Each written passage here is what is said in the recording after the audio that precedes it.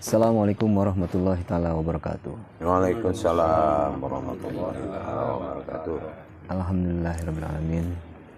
Berjumpa kembali dengan saya Khalifah Haji Muhammad Suhadi Al-Walyudin pada channel Buya Pasaman Timur dan dalam makom Majlis Zikir Ma'rifatullah. Alhamdulillah pada kesempatan kali ini di malam yang berbahagia ini kita dapat berkumpul kembali bersama jemaah dalam rangka bermuzakarah dengan guru mursyid kita Syekh Nur Muhammad Buya Irwan Maulana Al-Khalidi, dan alhamdulillah beliau sudah ada di tengah-tengah kita. Kita sapa dulu beliau.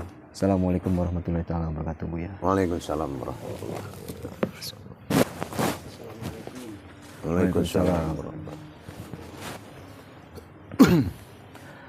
Hadirin pemirsa dan jemaah yang sama-sama menyaksikan channel YouTube ini.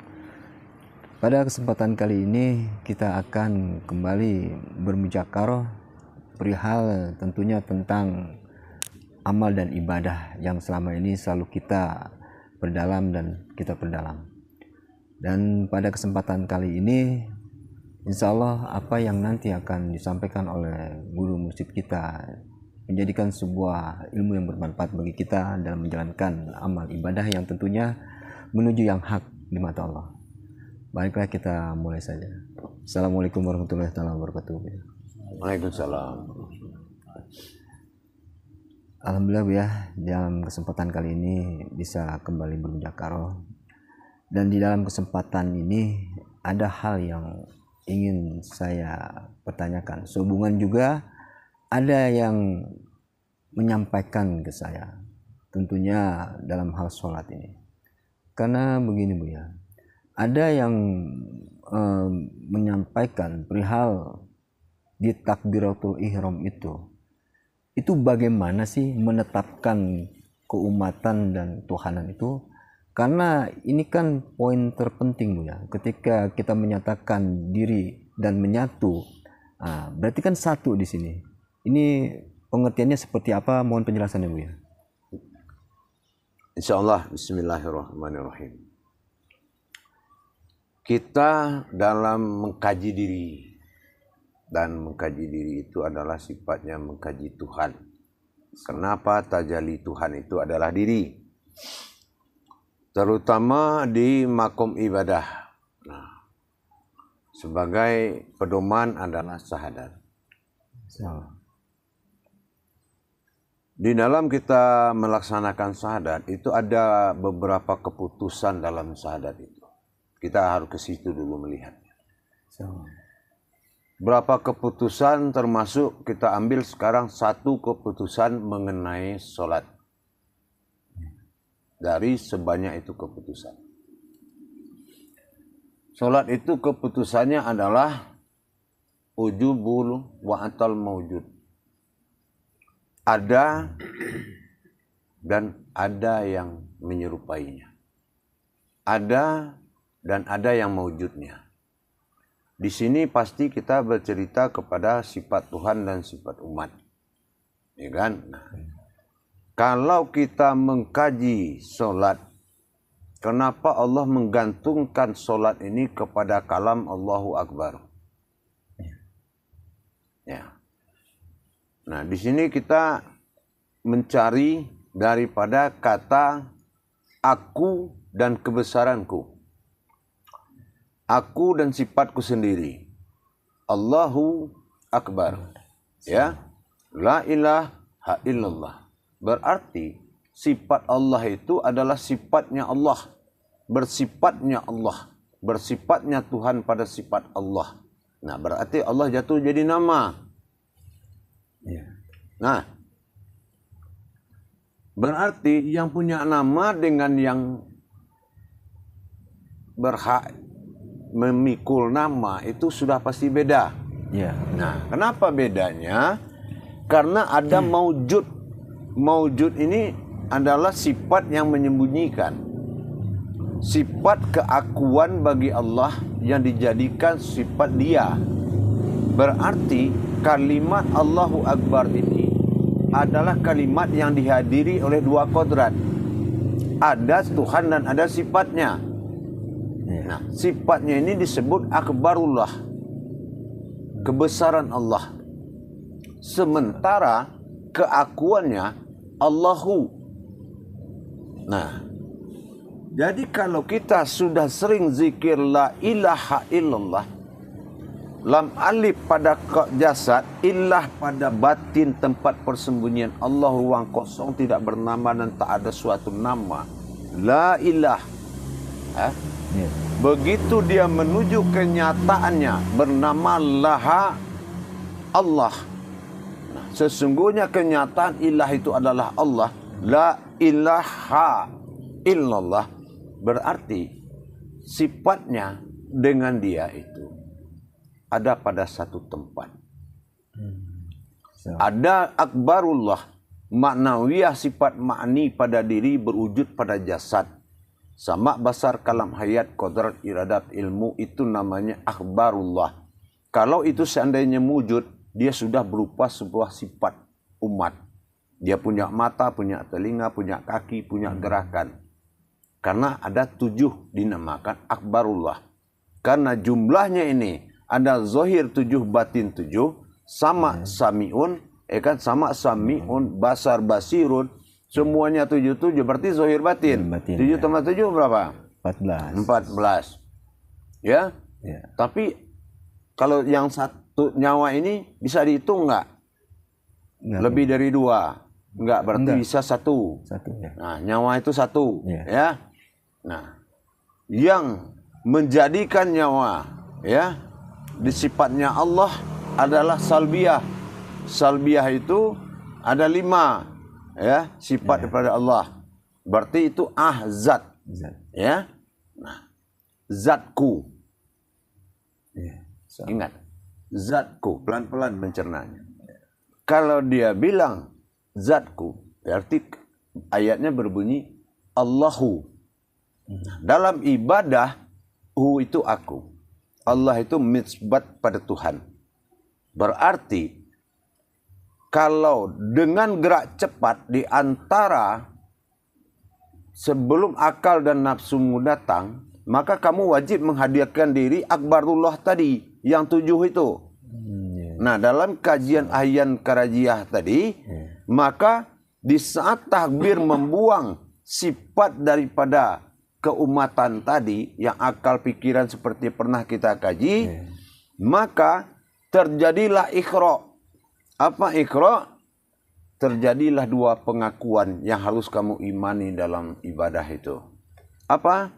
Apabila kamu menyebut Allahu, berarti kamu mewakili kalam daripada Tuhan yang mengatakan aku Allah.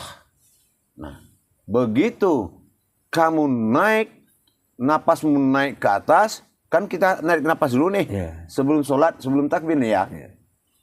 Nah, kan dijemput dia dulu. Begitu Allahu. Nah, begitu dia naik, jawablah akbar. Nah, itulah akbarullah. Berarti aku sifatmu. Ya. Aku Allah, maka akulah sifatmu. Berarti di situ telah berdiri, telah bersifat, telah bertingkah Allah pada jasadmu bernama af'al, dan bergerak kamu itu dinamakan fi'il. Berarti zahir batinmu sudah menjadi gerakan Allah. Terus apa lagi? Ada 2 lagi. Apa? Tugas kamu menyaksikan apa yang dilihat oleh Allah. Nah, apa yang saya lihat? Yang telah kita kaji kodrat solat itu, maka itu yang akan kita saksikan. Dan yang melihat itu Allah, dan yang menyaksikan kamu. Pertahankan pandangan itu terus sampai kaji tahiyat akhir. Jangan pindah dari penyaksian. Kenapa? Kamu menghadimkan akan melihat. Padahal kamu menyaksikan. Nah, jadi jangan kita berpikir kita yang melihat.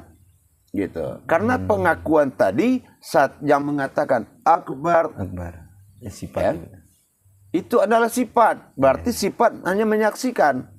Dan yang kita kaji nanti itu adalah kodrat yang akan kita saksikan. Dialah yang melihat. Makanya sholat itu namanya fardu ain. Fardu wajib, ain melihat.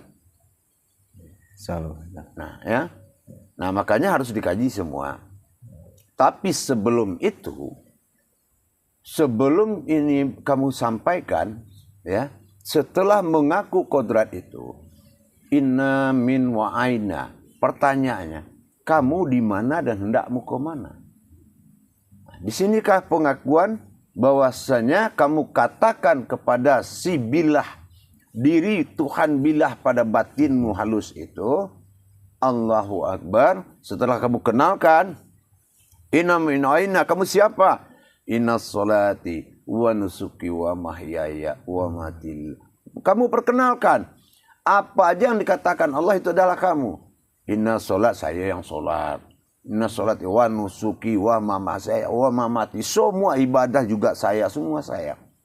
Yang sudah mati itu juga saya. Wa mamati. Ya kan? Nah, dengan setelah kamu mengatakan seperti itu, kamu baru melihat tempat kamu berdiri dalam salat itu. Katakan Allahu Akbar kabirau walhamdulillahi kasirau wa subhanallahi bukratan wa asila. Artinya, aku adalah wujudmu, kabirau yang berdiri di dalam batinmu, wa kasirau yang berjalan di rahasiamu, wa subhanallah yang sudah disucikan, hibu keratau dan berwujud, wasila menjadi alam bagimu. Nah, itu makanya alif lam mim itu Allahu alam. Ya kan? Ya. Allah itu yang membungkus menjadi alamnya. Kamu hanya tinggal apa? Tinggal hanya pensaksian. Tapi kodrat ini nggak boleh lepas. Hanya akulah yang menyembah diriku. Berarti tadi apa? Tubuh sifat itu hanya aku yang menyembah diriku sendiri. Itulah bila dia menyembah batin sendiri. Bagaimana perbuatan 7 sifat ini yang menjadi kodrat satu batang tubuh halus itu menyembah kepada batinnya sendiri. Kenapa? Dulu ente dibikin juga dari itu. Karena dia bicara dengan batinnya sendiri, maka jadilah. Makanya semua tenggelam dalam batin. Karena memang kita berasal dari situ. Nah, gitu. Tapi begini Bu ya, untuk proses penghadiran atau menghadirkan Allah ini atau bagaimana ya lebih pasnya? Saya kurang. Tapi kan untuk penghadirannya itu seperti apa? Kembali kita ke kaji bismillah. Dengan satu tarikan napas tadi sama dengan kaji bismillah. Wujud berdiri kepada zat berdiri menjadi pada sifat maujud dalam nur ilahiyah. Jadi hadir lagi dia. Setelah kamu tenggelamkan di saat iqamat, Allahu Akbar, la ilaha illallah, siap-siap masuk ke dalam. Ya? Wa asyhadu anna Muhammadar Rasulullah, hayyal shalah.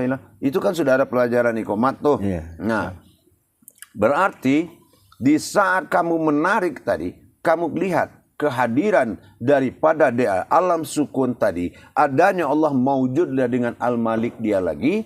Dia maujud pas menjadi zat. Nah, di situ rohani baru hadir Imam Muhammad. Begitu dia nurani, maka jadilah Adam. Nah, disitulah kamu membawa kodrat tadi. Bagaimana proses kodrat Muhammad membawa Adam dalam solat itu menuju diri bilah jatri. Jadi pada saat itu tuh proses bismillah Bu ya. Pada saat itu proses bismillah. Bangkit itu. Nah, dengan satu tarikan nafas. Nah, namun di saat kesempatan ini juga Bu ya, dari apa yang tadi Buya sampaikan, saya juga memberikan kesempatan bagi yang lain. Mungkin ada yang ingin juga dipertanyakan Bu ya. Jadi kira-kira siapa dari saudara-saudara kita ini yang ingin bertanya? Sebelum pertanyaan lanjut lagi nih. Nah, biar bagi-bagi kita. Baju? Pak Rewa? Assalamualaikum Bu ya. Silakan Pak. Assalamualaikum warahmatullahi wabarakatuh. Izin mau bertanya Bu ya. apa namanya, saya belum memahami itu apa sebenarnya hakikat daripada permulaan agama itu dan bagaimana kaitannya dengan hakikat diri. Ya, mungkin tadi sudah saya terangkan. Menetapkan ketuhanan diri itu dengan kita memperkuat zikir ma'rifat syahadat. Kan saya sudah bilang, mencari Tuhan la ilaha illallah bagi jadi 3. La jasad, illah batin. Allah maujud. Belum dikasih nama. Setelah 7, baru buka matamu, bahwasan kamu lihat Muhammad Rasul Allah. Jadi itulah yang dikatakan zikir sir pada syahadat tadi. Mungkin itu di YouTube sudah ada, diperdalam itu. Ya. Zikir la ilaha illallah, zikir syahadat untuk mengenal diri dan mengenal Allah itu. Nah, itu diperdalam. Itu dasarnya dulu. Gitu. Karena di kajian barusan yang dipertanyakan itu juga kodratnya juga 3. Gitu. Kodratnya juga 3. Sama. Jadi jatuhnya tetap aja kepada pengkajian bismillah. Nah, cuma dengan tarikan serentak. Begitu berkumpul ke dalam lagi semua. Nah, tapi jangan dihirup pakai napas ya. Napas ini tidak yang keluar dari mulut tidak diakui nupus. Yang nupus itu hidung. Setelah berkumpul ke dalam, muncul dia tuh. Allahu Akbar. Nah, yang paling menemui kesulitan menjadikan pengakuan ini 2 kodrat. Allahu adalah aku Allah katanya. Akbar, akulah sifatmu.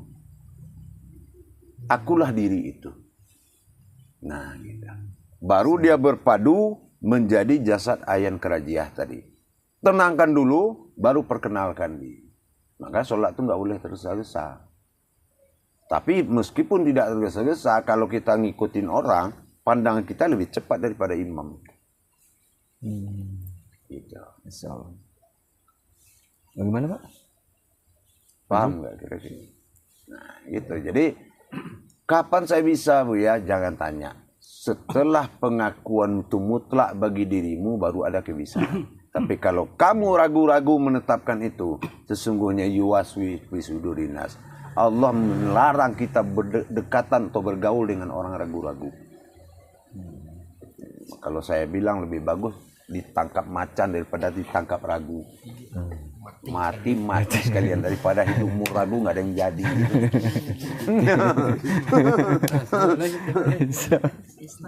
Ya setengah-setengah. Coba kalau anak keluar setengah, siapa namanya? Nah itu nggak boleh ragu-ragu. Allahu Akbar, latihan kita zikir di rumah. Aduh belum pas ini. Allahu Akbar. Latih dia saut-sautan. Allah Akbar. Aduh. Allahu Akbar. Perlihatkan ke dia. Sampai kita sudah merasakan ada 2. Nah itu udah mantap, bisa tes lagi sholat. Jangan latihan sholat nanti dilihat tetangga ini stres. Tampilnya berapa kali. Lihat doh namanya. Kalau kita sudah berbaiat, lihat doh. Salah itu tidak dinilai Allah karena dianggap latihan. Itu riyadhah. Rasulullah itu salah mulu dari dulu. Nah, itu riyadhah. Dilihat riyadhah atul mujahadatun. Itu orang latihan menuju memperjuangkan. Itu lagi berjuang. Latihan aja dicatat oleh malaikat. Diberikan keberkahan. Ya, diberikan hak-hak kita. Masih Pak? Nah, jalan Pak Haji. Assalamualaikum warahmatullahi wabarakatuh. Waalaikumsalam warahmatullahi wabarakatuh. Ini tentang sholat tadi Bu ya. Bu ya mengatakan setelah takbir itu harus memandang ke dalam. Pada sholat johor, asar kan tidak mengeluarkan kalam kan. Ada sholat maghrib. Dimana bisa saat kita sedangkan mengalamkan memandang ke dalam. Tapi kalau maghrib kan mengeluarkan suara. Dengan kalimat-kalimat kan. cara membedakannya itu bagaimana tuh ya? Saya rasa kamu yang berbeda. Kita kaji ibadah dari tadi. Jadi kita mengkaji kodrat, tidak mengkaji suara. Nah, jadi iya kan? Nah, tidak harus seperti itu. Sama kayak kita latihan tadi. Nah, mau zuhur mau asar itu tidak dipersoalkan. Ya, yang penting kalam kajinya adalah takbir. Ya. Sekarang saya tanya, memang takbir zuhur nggak disuarakan? Besok-besok nggak kayaknya. Ya. Yang namanya takbir, mau sholat apa aja pasti disuarakan. Yang nggak disuarakan baru kiraatnya. Kiraatnya baru nggak boleh. Karena memang zuhur itu nggak ada yang bersuara. Nah, nur, adam, sahadah, ilmu itu nggak ada suaranya. Makanya nggak ada suara. Sama asar juga.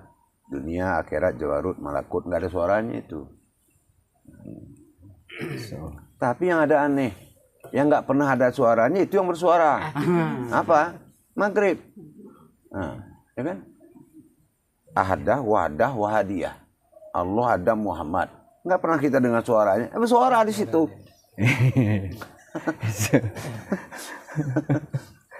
Nah, ya udah lanjut. Ada lagi. Silakan. Ya, Assalamualaikum warahmatullahi wabarakatuh, Bu ya. Waalaikumsalam. Saya mau tanya tadi yang Allah yang menghadap kita masukkan ke kalbu tadi, itu yang ada hubungannya yang salah satu YouTube Bu ya yang bilang zikir pagi itu ya. Ya supaya waktu sholat itu kan kata Bu ya yang mudah jadi gitu. Jadi waktu sholat itu kita menghadirkannya harus dilatih yang subuh-subuh, ada yang YouTube Bu ya. Ah, itu terjadi itu. Memperjalankan. Kalau sekarang memantapkan pengakuan antara dua kata bahasa tadi. Aku Allah, aku kodratmu. Aku Allah kata, aku kodratmu. Allahu Akbar. Allahu Akbar. Allahu Akbar. Itu yang dilatih. Berarti melatih bahwa kita ini yakin kita ini Allahnya itu Bu ya. Bukan. Bukan apa? Dia mengaku Tuhan. Allahu, aku Allah katanya. Akbar, aku sifatmu. Sifatnya. Nah. Allahu Akbar. Kita tidak diberikan kesempatan berpikir di kalimat yang itu. Makanya pandangan, sekuat apa kita menetapkan pandangan di kalimat satu kata tadi yang nggak bisa buat kita berpikir. Cuma 1 detik, kafnya mati di situ. Akbar, itu yang batasnya.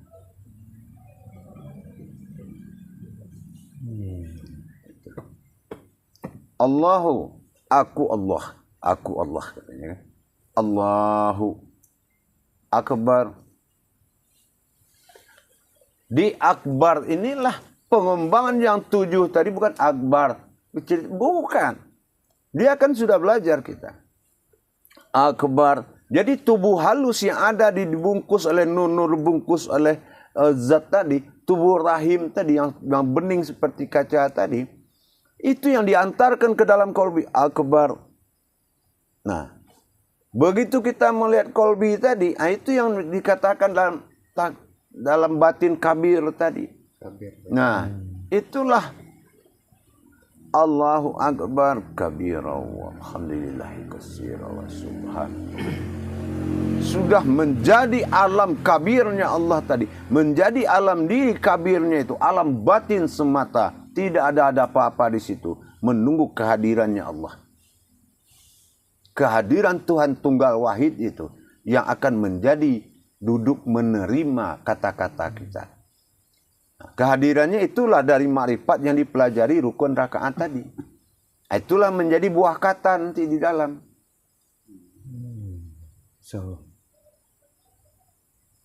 Lalu ada, bisa ada Pak kira? Masih, silakan Bapak. Assalamualaikum warahmatullahi wabarakatuh. Waalaikumsalam warahmatullahi wabarakatuh. Ini pula cross sholat ini juga yang harus dipermantap kamu ya. Setelah kita mengucapkan usali, contohnya usali lillahi ta'ala ya Allah ya karim, usali pada dulu arba'a rakaati lillahi ta'ala, Allahu akbar. Apa yang dinapiskan dan apa yang diisbatkan? Kalau untuk tingkat zat itu sudah jelas pertukaran antara tubuh ayan sabitah dan diterima oleh ayan karajiah. Ya. Kaca masuk ke dalam bayangan dalam kaca. Ke orang yang dalam kaca. Kan gitu.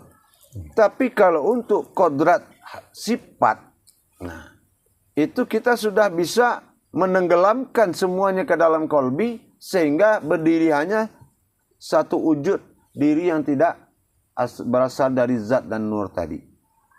Karena dia sudah tenggelam ke dalam alam batin, nur bersembunyi, zat bersembunyi, tinggallah diri sifat aja sendiri. Kalau ditingkatkan ma'rifatnya, dia akan ma'rifat solat ini ada 7. Mana contohnya 7? Tadi aja ada 2. Iya kan? Nah, ayan karajiah menerima ayan sabitah berwujud seperti kaca tadi. Terus tubuh yang kemarin mana? Nah, itulah bingkai. Nggak mungkinlah kita ngaca, ibu-ibu nih ngaca lihat bingkai kaca pakai kaca. Nah, berarti kehadiran jasad itu sudah dianggap oleh Allah yang tidak berguna. Ibarat sebuah kaca itu bingkainya aja. Padahal di dalam sudah terjadi pertukaran. Nah. Coba datang bingkai aja tanpa kacanya. Nah, itulah kalau jasad bawa, kalau sholat modal jasad. Jangankan depan Allah, depan orang aja ya. Saya mau ngaca dulu nih bingkainya, nggak ada kaca. Kita berbeda. Sama. Orang yang begitu sholat dibilang Allah juga stres. Datang bawa jasad. Nah, kan gitu. Bukan itu. Nah, jadi tergantung kembali kepada tingkat makomnya. Nah, gitu. Sejauh mana kita sanggup mengimani? Oh Buya, saya sudah sanggup untuk mengimani yang ketiga. Datangkan kajiannya. Kita datangkan lagi. Sampai pada aku lenyap. Ya kan? Kalau aku masih ada namanya itu. Masih bisa aku kan. Nah, ini nggak bisa, nggak ada lagi. Ada lagi, nggak ada namanya. Tapi ya butuh hakikat. Sholat ini nggak lain tak bukan pasti butuh hakikat. Tapi di saat apa yang dibuang dan apa yang kalau yang dibuang itu batil bagi Allah. Apa yang batil bagi Allah? Akal. Pokoknya keseharian kita ini batil bagi Allah. Gimana sih keseharian ini? Ini batil bagi Allah ini. Ngopi-ngopi, ngokok-ngokok itu batil bagi Allah. Nah, orang yang punya hobi begitu dibuang aja. Ada yang mirip kita tapi nggak hobi dia mengkopi, nggak hobi dia banyak mikir. Itu yang ayat karajiah yang ada dalam kaca cermin itu ibaratnya. Nah, itulah yang datang yang kita tunggu di sekaratul maut kita. Kalau dia datang baru kita ikutin. Nah, seperti itu. bisa ke bawah. Nah, itu yang memasukkan diri halus ayan sabita itu, diri batin pulang ke dalam batin. Nah, kalau yang nur zat akan lenyap dia dalam batin. Tapi batin tidak akan lenyap dalam batin. Nanti alif yang tersurat tenggelam kepada alif yang tersurat tenggelam kepada alif yang tersirat. Ya. Tapi kan nyangkut-nyangkut dia. Makanya waktu usoli diri yang dikatakan fana filah itu yang berasal dari nur Allah tadi, izzatullah rohani, batinullah nyawa itu berupa alam kan, itulah azali itu. Azali itu terbuat dari nur, zat dan batin. Jadi saat kita usoli, 3 di atas berupa makhluk, 3 di bawah berupa alam. Usoli ada, tatapin aja dia. Wah, oh, ini anak mau ke sini dia. Allah udah tahu. Tapi kalau tidak itu yang diantarkan dalam usolli, tidak usolli namanya, nawaitu. Kalau sudah nawaitu nggak sholat, sholat itu usolli. Jadi menuju usul diri. Usul diri itu apa? 3 berupa makhluk, ya kan? Nur, rohani, dan rabbani. Dan 3 berupa alam. Alam nur, alam rohani, dan alam rabbani. Udah, kalau sudah pasang-pasangan, nah baru tuh. Sampai dulu ya, Bu. Hah? Sampai dulu istilahnya gitu. Udah sampai sebelum Udah sampai sholat. sebelum Makanya sholat. saya bilang, sebetulnya kalau udah takbir, Tuhan mana lagi yang mau dicari. Sebetulnya kan gitu. Tapi karena ibadah harus terus juga. Iya, harus ikutin aturannya. Ya. Namanya aja tajali. Iya. Tajali Allah pada jasad, tajali sirullah pada rohani. Kan gitu. Insyaallah. Perjalanan zahir batin lah bahasa. Masih Jadi misalnya ya, kalau kita gagal di waktu takbir itu, nah gimana selanjutnya kita ya? Ya gagal lah sholat. Kita tutup salat atau apa gimana? Atau Nah, dilanjutin jangan, atau kan bagusnya? ada sisanya amaliyah. Amaliyah aja. Nah, lah, cuma ruginya sholat fardu kita dapat amaliyah. Iya. Kalau amaliyah bagus kita nyangkul di depan kantor lurah, kan? Sama aja tuh amaliyah juga. Ya kadang-kadang kan itu waktu takbir kita merasakan. Nah, enggak di itu. sinilah 3 keyakinan tadi. Ya kan? Ilmil yakin, kita harus yakin dengan guru kita dulu. Iya, iya. Baru ainul yakin, dan kita sudah melihat apa yang kita yakini tadi. Belajar melihat seperti tadi. Itu belajar ainul yakin. Nah, barulah mantap keyakinan itu namanya hakul yakin. Yakin yang benar. Nah, barulah isbatul yakin, tetapkan keyakinan. Nah, maka disampaikan oleh Allah. Seperti itu.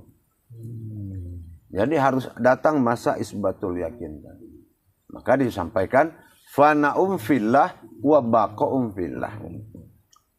Berdirilah pada diri fana. Fanalah kamu dalam batinku, atau fana'um fillah wa baqa'um fillah, dan tetapkan itu. Nah, itulah yang kita ada dalam perasaan sehari-hari. Nah, jangan jasad berbentuk Muhammad di dalam nggak ada. Nah, ini mirip-mirip doang nih kata setannya, udah diganggu nih kita. Mirip-mirip doang, bulat palanya, dadanya tuh, kakinya. Mirip tulisan, katanya anak-anak setan yang lain mirip tulisan doang. Di dalam nggak ada dia. Nah, itu tadi. Makanya berwasiat Adam kepada diri yang bernama Nurani. Ya kan gitu. Berwasiat Muhammad kepada diri kita bernama Rohani. Berwasiat Allah ke dalam batin kita bernama nyawa. Nah, kalau memang sudah kodrat Adam dan Muhammad bernyawakan Allah, matinya kapan? Yang gitu. Ya. Ya enggak? Di mana ajal itu? Dalam nikmat. Sebelum kamu mengatakan nikmat yang paling nikmat adalah pulang kepada Allah, tidak akan dijemput kamu. Tapi kalau kamu menghindar dari panggilan Allah, semakin dekat panggilan itu. Makanya wan ta'assalu ala ibadihi fi minal umur. Salat itu menjaga usiamu supaya panjang. Ya gimana lagi, orang mati sekali dia mati 5 kali sehari semalam. Kapan matinya lagi? Nah, kenapa? Karena di dunia surat Insyikau ayat 6 sudah ketemu. Berjuang dan berusaha keraslah kamu untuk bertemu denganku, maka kamu pasti menemui. Pasti itu sudah dalam kalimat Al-Quran. Ya udah, jangan pakai kalau-kalau lagi. Nah, Ibu mau nanya, barangkali ada yang mau ditanyain? Udah banyak. Ada yang mau Insya Allah. salah. Jadi gitu. Sebagai bahan wawasan juga, Bu. Takbir ini kan menyatukan atau menyatakan bersatu. Ya, semua sholat ada takbir pun sama dengan sholat sunnah. Nah, apakah beda antara fardu dengan sunnah itu? Atau hanya takbir saja gitu? Dilepas ya? Ya judul filmnya kan beda. Ini judulnya sunnah, yang satu fardu. Ini kan? Ya. Kalau fardu wajib menyaksikan. Kalau sunnah ini istilahnya tidak fardu. Nggak ada yang disaksikan. Ya. Kenapa? Fardunya sholat sunnah itu namanya. Kalau umpamanya namanya itu istikharah, di mana istikharahnya di 2 rakaat tuh? Cobalah. Jangan selesai sholat beristikharah tuh dukun tuh ngerjain orang habis sholat. Insya Allah. Jadi itu. Jadi fardunya sholat sunnah itu namanya. Nah, gitu. Jadi sama dengan kita. Udah tahu takbiratul ihram ini namanya saja takbiratul ihram. Yang kita takbirkan itu adalah roh atau hayat yang satu. Hidup yang satu, diri yang satu, diri yang menyatu. Nah, berarti sebelum itu kita kan harus pikir, belajar kita. Jangan ada 3, 4 lagi, tambah lagi yang lain. Nah, ini gimana ini satu? Dinamakan Adam itu nurani, nuraninya siapa? Nuraninya Allah.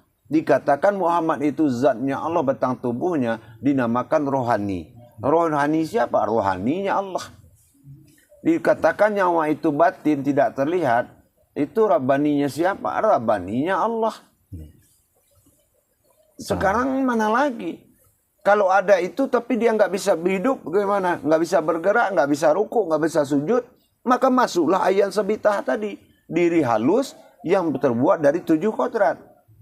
Kodrat iradat ilmu, sama, basar, kalam, hayat. Itulah yang masuk ke dalam tubuh itu. Nah, berarti yang halus membawa zat, zat membawa diri, nur.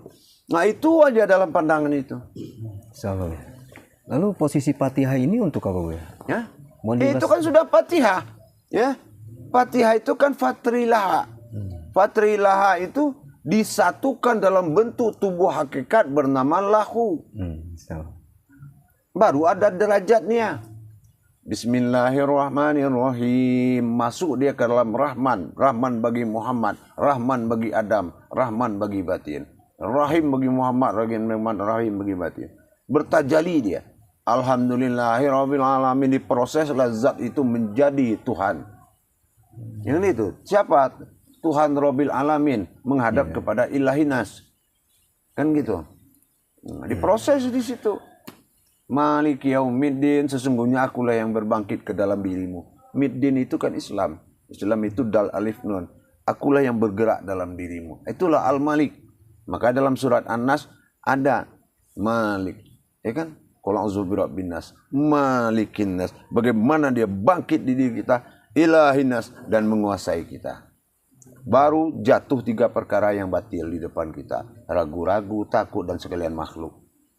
Pelototin aja kabur dia itu. Iya kan? Nah, sama kayak Al-Fatihah.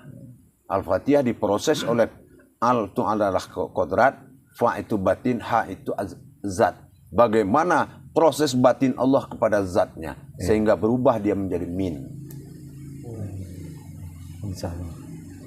Lalu kaitannya, karena setelah pergantian rakaat ini atau kita ketika akan ruku, itu kan takbir lagi, Bu ya. Takbir di sini maknanya apa, Bu ya? Iya. Af'alullah fi'ilullah. Ya. Bergerak Allah pada sifat zahir, bergeraklah Allah pada sifat rohani. Yang menggerakkan zahir batin itu adalah Allah. Ya. Kata, aku Allah, aku ikut, aku Allah, aku ikut. Ikut nama. Itulah dikatakan wa huwa ma'akum aina ma kuntum. Duduk kita ikut juga duduk. Yang apa? Qadrat af'alullahnya. Duduk fi'ilullahnya dia qadrat duduk juga dia. Nah, inilah sholat. Makanya kita berhadapan kepada seluruh rakaati muni as-sali. Sholatlah kamu seperti melihat aku sholat, kata Rasulullah. Nah, itu tongkrongannya. Rohani itu yang akan membawa Adam, akan membawa jasmani ini. Contoh ente begini, itu bayang-bayangan kita. Nah, dibawa oleh bayang-bayangan tadi. Itulah yang dikatakan rohani yang membawa nurani tadi. Jasad itu kan lembaga.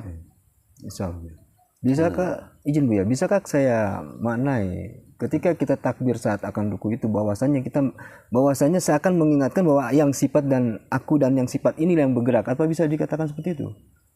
Kalau itu sudah include dari awal semua. Nah, cuma di sholat itu ada 2 yang berdiri, jangan lupa. Nah, takbir sudah takbir berdiri, setugas sami Allahu liman sudah ruku juga ada yang berdiri.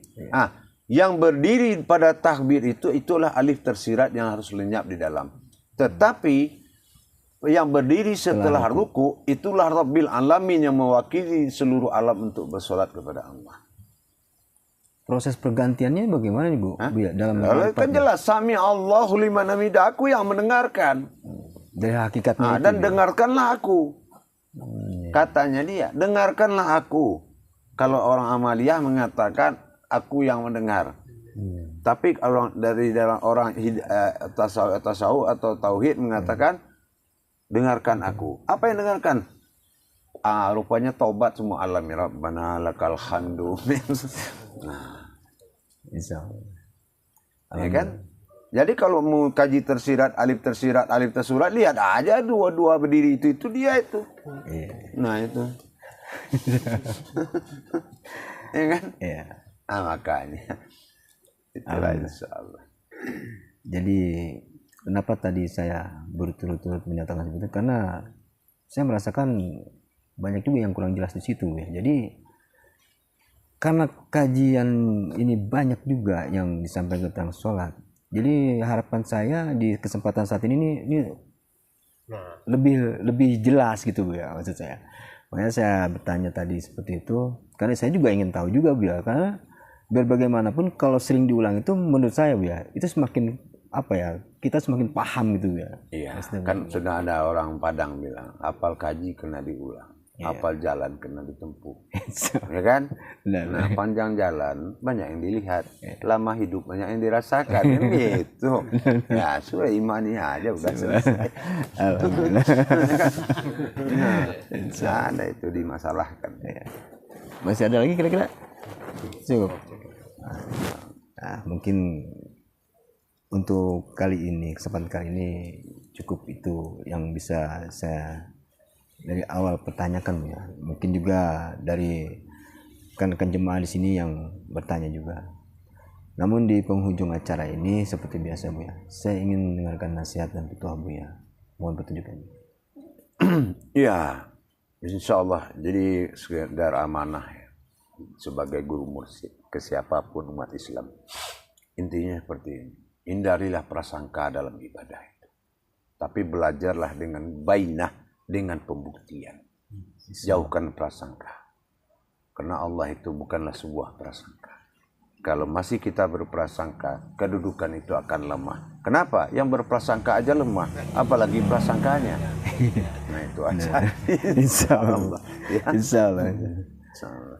Alhamdulillah, hadirin dan pemirsa yang menyaksikan channel YouTube Buya Pasaman Timur ini, kiranya tadi yang telah kita saksikan bersama-sama dari awal sampai akhir, dan kita juga mendengarkan nasihat-nasihat beliau, bahwasanya kita janganlah berprasangka, terutama dalam mengkaji seperti ini. Jadi pada kesempatan kali ini hanya itulah yang bisa kita sampaikan atau kita tayangkan. Mungkin lain waktu akan kita lebih dalami lagi penjelasan mengenai hakikat sholat maupun ma'rifatnya. Jadi untuk itu saya Khalifah Haji Muhammad Syaudi Al-Walidin akhir kata bila taufiq wal hidayah. Wassalamualaikum warahmatullahi taala wabarakatuh. Waalaikumsalam warahmatullahi taala wabarakatuh.